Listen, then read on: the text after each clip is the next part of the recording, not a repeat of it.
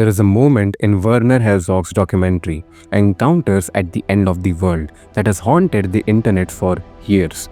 He films a colony of penguins, thousands of them huddled together, moving in a predictable biological cycle between the ocean and the ice. They are safe, they are fed, and they are following the script of nature. But then the camera catches one penguin who breaks the script.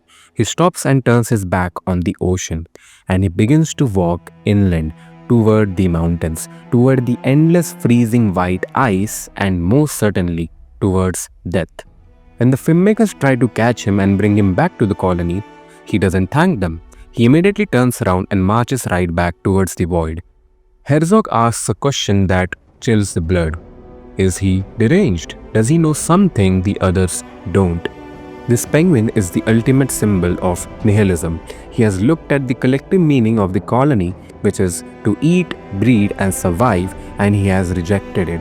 He would rather walk into the nothingness of death than participate in the meaninglessness of life. In the lore of Dark Souls, Pontiff Sulyvahn is that penguin. And if you are watching this video feeling a deep, unexplainable urge to burn down your own safe and comfortable life, then you might be that penguin too.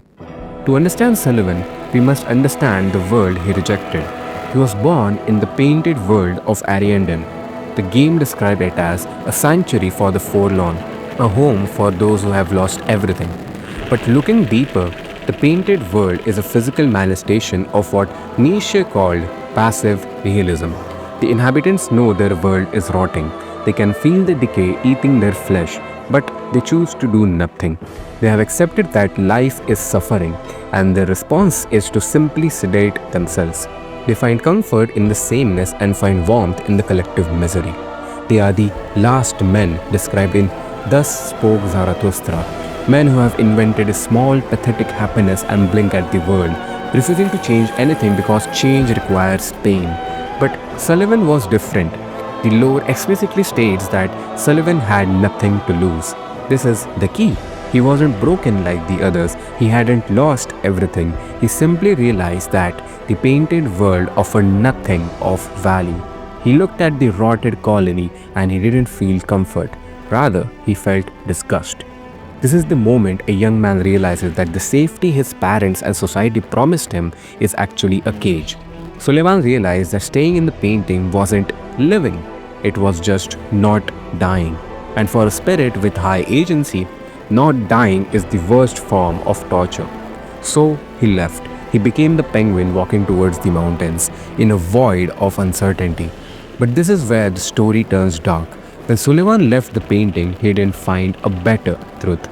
He found the profane flame, a fire that never goes out but corrupts the heart.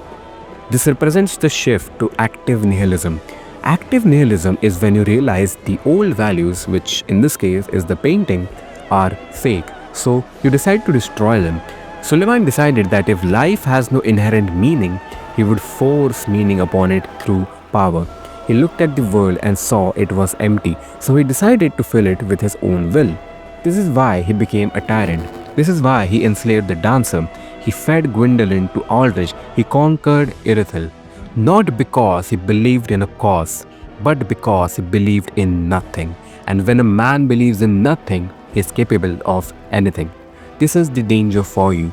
If you reject the rot of your hometown or your boring job or your societal expectations, you enter a void. And if you are not careful, you will fill that void with the profane flame, which is pure, unadulterated ambition without morality.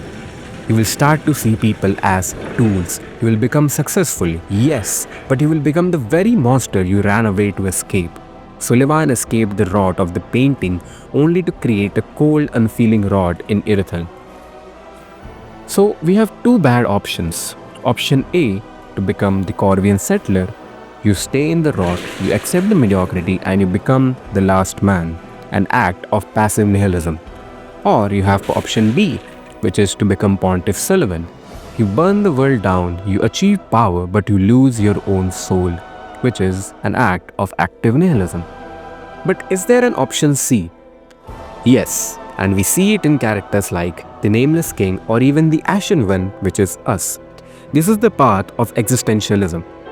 You acknowledge that the world is absurd. You acknowledge that the painting is rotting. But instead of letting that make you bitter or weak, you create your own meaning through connection. The nameless king left his painting, which was an Orlando, not to destroy it, but to build something new at Archdragon Peak. He didn't enslave the dragons, he allied with them. The antidote to the rot isn't power, it's purpose. It is finding the one or two things which can be a craft, a person, a belief that make the walk towards the mountains worth it. Sulyvahn walked toward the mountains because he hated the penguins. You must walk toward the mountains because you love the view. And if you feel like the deranged penguin right now, if you feel the urge to turn your back on the colony and walk into the unknown, do it. Leave the rot, run toward the mountains. But before you go, check your heart. Are you running towards something you love, or are you just running away from something you hate? Because Sulyvahn proved that you can conquer the entire world and still be the loneliest man in it. And for you watching this video, I'm certain that you are between the ages of 18 and 30 and are fighting for your life. May this fight end up fruitful while you set on your path towards the mountains. If this video struck a nerve, let me know in the comments. Are you a Corvian, a Sulyvahn, or something else? Perhaps a penguin. I'll see you in the next one. Take care.